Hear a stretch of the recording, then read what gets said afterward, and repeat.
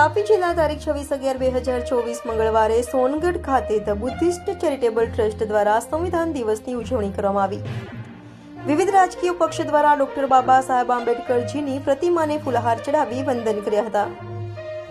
આ પ્રસંગે તાપી જિલ્લા ભાજપ પ્રમુખ મયંકભાઈ જોશી, ધારાસભ્ય ડોક્ટર જયરામભાઈ ગામિત, મહામંત્રી રાકેશભાઈ કાચવાલા, હેતલભાઈ મહેતા સહિત ભાજપ, કોંગ્રેસ, આપના કાર્યકરો દ્વારા સંવિધાન દિવસની ઉજવણી કરવામાં આવી હતી।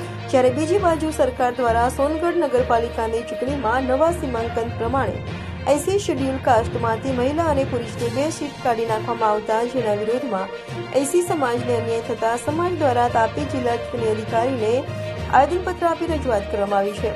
તેમણે નગરપાલિકાની ચૂંટણીમાં એસસી સમાજની બેઠકો ઘટાડતા વિરોધમાં કરતા આવેદનપત્રમાં જણાવ્યું છે કે એસસી શેડ્યુલ કાસ્ટની 7% પ્રમાણે નિયમ મુજબ 2 સીટના એક પુરુષ અને એક મહિલાનો સમાવેશ કરવામાં આવે છે, જેને લઈ એસસી સમાજના લોકોમાં નારાજગી જોવા મળી રહી છે। આજે તારીખ 26મી નવેમ્બર તાપી જિલ્લામાં આવેલ સોનગઢ નગરના એકદમ સેન્ટરમાં પરમ પૂજનીય ડોક્ટર બાબા સાહેબ આંબેડકરજીની પ્રતિમા છે। આજના આ પ્રતિમા પાસે સંવિધાન દિવસની ઉજવણી કરવામાં આવેલા છે। એટલે આજના પ્રસંગે હું મારા તરફથી ખૂબ ખૂબ સૌને અભિનંદન આપું છું અને સૌને જય ભીમ કરું છું। જગ में सुंदर दो है नाम, चाहे बुद्ध कहो या भीम, जय जय जय भीम, जय भीम।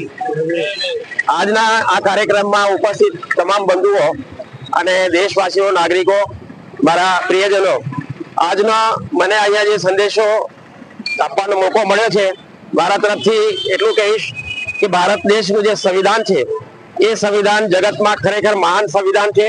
એ સંવિધાનની અંદરના જે મૂલ્ય છે, સમતા, સ્વતંત્રતા, બંધુત્વ, ન્યાય, આ મૂલ્યો પર આધારિત આ સંવિધાન બનેલું છે।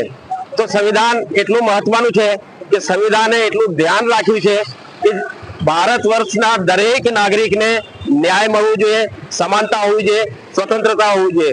એટલું જ નહીં પણ જગતના માનવ કલ્યાણ માટે પણ એની અંદરનું આ વસ્તુ બતાવવામાં આવેલી છે, લખવામાં આવેલું છે। એટલા માટે પણ આ સંવિધાન મહાન છે। તો આજનો દિવસ ભારત વર્ષ માટે સંવિધાન એક્સેપ્ટ કરવાનો દિવસ છે, સ્વીકાર કરવાનો દિવસ છે। એટલે આપણે ગુલામ હતા અને ગુલામીમાંથી મુક્ત થયા પછી 200 વર્ષ ગુલામી પછી 2 વર્ષ 11 મહિના અને 18 દિવસ સુધી સંવિધાન લખાયું છે અને એમાં જે લખેલા મૂલ્ય છે તે મૂલ્ય આધારિત ભારત દેશ ચાલે છે।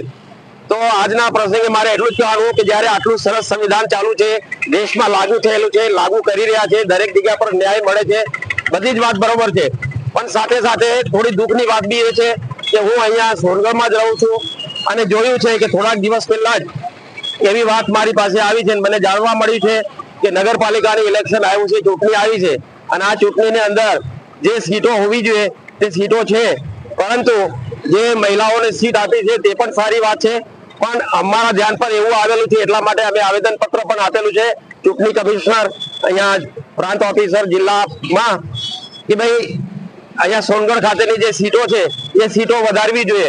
ખાસ કરીને શેડ્યુલ કાસ્ટમાં આવેલા છે 2011 થી અત્યાર સુધીની જે લોકવસ્તી છે એના પછી ઘણી લોકવસ્તી વધારો થઈ ગયા પછી પણ અને 7% અનામતની જે આપણી જોગવાઈ છે કાયદેસરની, તેના હિસાબે બી જો તમે જોવા જાઓ તો ચોક્કસ રીતે અહીંયા 2 સીટો તો હોવી જ જોઈએ, એક મહિલાની સીટ છે તો એક પુરુષની સીટ મળવી જોઈએ।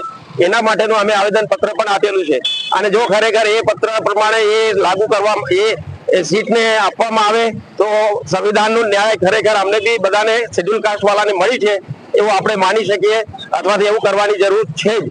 અને જો એવું કદાચ નહીં કરવામાં આવે તો એના માટે સંગઠિત થઈને આ વાત સ્ટ્રોંગલી હજુ બી રજૂ કરવાની જરૂર પડે તો અમે રજૂ કરીશું, આગળ જવાની જરૂર પડે તો જઈશું અમે।